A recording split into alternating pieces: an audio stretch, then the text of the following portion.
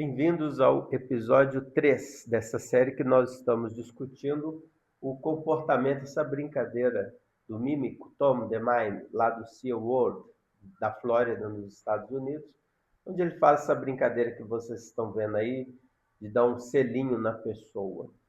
E os comentários ali nesses vídeos, quando eram de brasileiros, falavam, isso aí se fosse no Brasil, ele estaria preso. Isso me motivou a fazer essa discussão. No vídeo número 2, nós abrimos o Código Penal e observamos ali o termo ato libidinoso. E aprofundando nessa questão, eu pergunto, um beijo pode configurar o crime de estupro?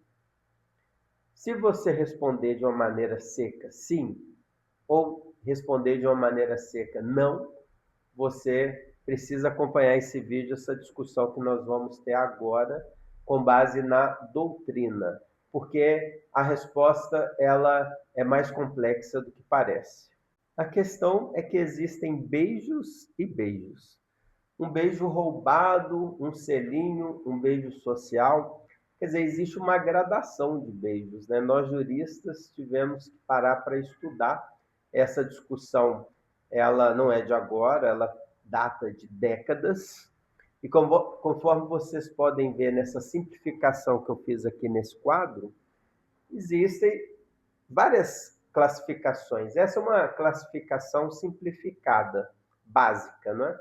Você tem um beijo social, que quando a gente vai cumprimentar uma pessoa, ou autorizado, quando a gente tem intimidade com uma pessoa. Tem o selinho, que aí a principal característica é ele ser rápido, não tem conotação sexual.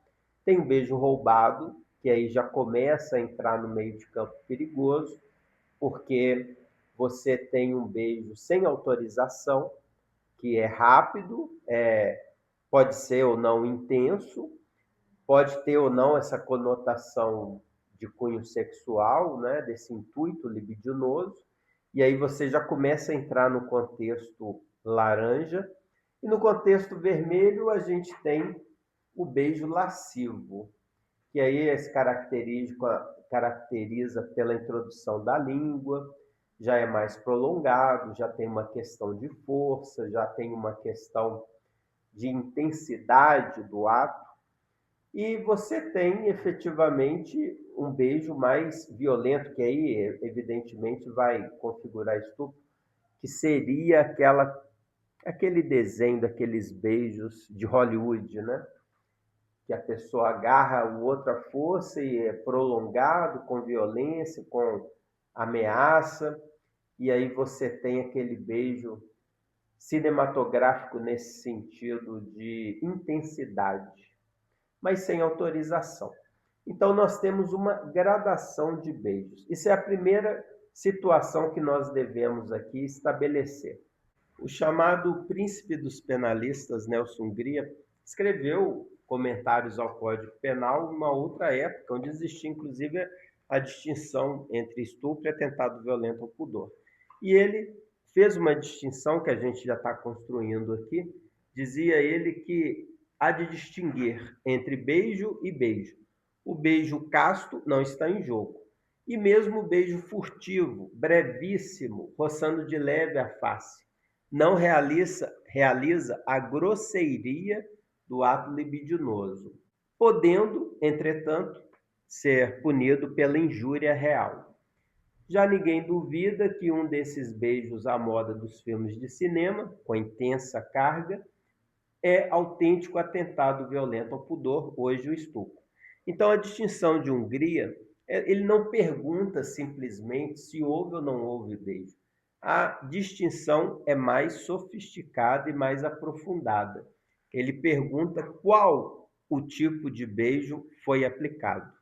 Numa doutrina mais moderna, o professor Nutt, ele também vai fazer essa distinção. Ele vai dizer que nem todo beijo é estupro, mas ele também afirma que você não pode desconsiderar essa prática, não é, do beijo como um fato irrelevante. Diz ele assim: se o agente agarra a vítima à força, dando-lhe um beijo lascivo, que é a introdução da língua na boca da pessoa ofendida, por um tempo considerável, sem que ela pudesse resistir, cuida-se de estupro, pois ato libidinoso extraído mediante violência. De maneira diversa, um beijo na boca sem introdução da língua e sem prender a vítima pode ser tipificado como importunação sexual. Então, também essa distinção. Nem todo beijo é estupro, mas o beijo pode sim ser configurado como crime de estupro. Os penalistas, então, como vocês estão percebendo, distinguem muitas atuações diferentes. E como nós chegamos a esse ponto? Tudo decorreu de 2009, a Lei 12.015, que ela extinguiu o crime de atentado violento ao pudor e tudo passou a ser considerado crime de estupro, quando há violência ou grave ameaça. Então, deixou-se de ter essa distinção dos atos na lei para maior proteção da vítima. Mas como vocês estão vendo, nós temos um problema hoje de distinguir os atos.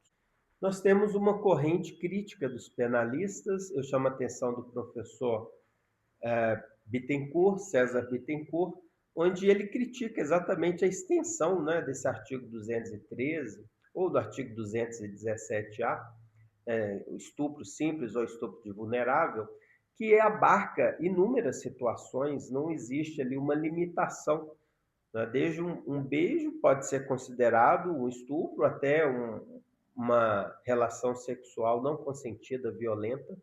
Então, é um aspecto de amplitude exagerada aí no olhar do professor Bittencourt. No mesmo sentido, também crítico, o professor Rogério Greco.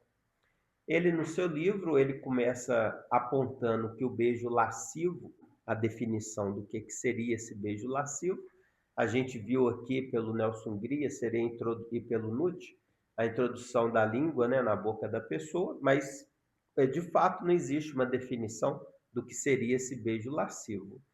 E o professor Rogério Greco continua que se esse beijo poderia ser considerado um crime de estupro. Para ele entende que não. Por quê? Ele não pode condenar alguém, ele entende, né, que não pode condenar alguém por esse fato a cumprir uma pena que seria a pena mínima mesma do gravíssimo crime de homicídio. Então, tanto o professor Bittencourt quanto o professor Greco, eles apontam essa incongruência da amplitude a partir da Lei 12.015 de 2009, que passou sobre a rúbrica do estupro todo ato libidinoso, e também a questão da proporcionalidade da pena. Então, há uma crítica por parte da doutrina mais especializada brasileira no que tange a esses fatores. É importante também salientar aqui, o que chama a atenção, o professor Vicente Sabino Júnior, o Nelson Hungria também, o Nutt, os professores de uma maneira geral chamam bastante atenção, mas o professor Vicente coloca como fator primordial a intenção da pessoa, é claro. Então, a intenção que não seja um ato libidinoso, que não tenha intenção libidinosa, ela pode desclassificar para um outro tipo penal que não esse tipo penal que a gente está discutindo aqui de finalidade sexual. Então, é importante também nós analisarmos a intenção da pessoa. O que a pessoa queria com aquele beijo? Não era uma intenção libidinosa, era uma intenção de humilhar o outro, era uma intenção de fazer graça, de fazer uma pilhéria, não é? Qual era a intenção? Então, isso é também algo essencial para a gente prestar atenção nesses atos todos, né? Não só o beijo, mas uma passada de mão, pegar na mão, pegar no corpo do outro, quer dizer, qual a intenção que se revela ali por trás? Depois de analisar esses grandes juristas penalistas brasileiros, a gente chegou a uma conclusão muito certeira. Nenhum deles constrói essa crítica sobre a legislação penal, sob a amplitude dos fatos que são abarcados pelo artigo 213 ou 217, com o objetivo de diminuir a proteção da vítima. Nenhum deles vai trilhar esse caminho. Muito antes, pelo contrário, todos têm a preocupação de proteção efetiva da vítima. Entretanto, o fato do tipo penal não distinguir diversos atos, diversas condutas, é posto por essa doutrina de uma maneira que crítica, não é que nós devemos revelar aí um problema tendo em vista a desproporcionalidade. Ou seja, atos menos graves deveriam ser punidos de uma maneira menos grave e atos mais graves de maneira mais grave, tal qual é dito pelo princípio da proporcionalidade, que é o princípio que nós temos intenção em aprofundar dentro dessa questão dos crimes, da latitude dos crimes abarcados pelo artigo 213 e pelo artigo 217A do Código Penal. No próximo episódio, nós vamos sair dessa discussão da doutrina e vamos adentrar na discussão da jurisprudência. Será o que o STJ, o Superior Tribunal de Justiça brasileiro, está pensando? Será que também tem críticas a esse respeito ou a doutrina tem uma crítica e o STJ, os tribunais de uma maneira em geral do Brasil, têm uma outra visão? E os tribunais estrangeiros, como eles estão enxergando esse tipo de comportamento? Todos eles admitem que seja um beijo considerado estupro, dependendo ali da gradação, ou há distinções? Como é que é visto isso? Então, no próximo episódio, como os tribunais enxergam essa questão do beijo, do selinho, do beijo lascivo. Eu espero vocês até lá.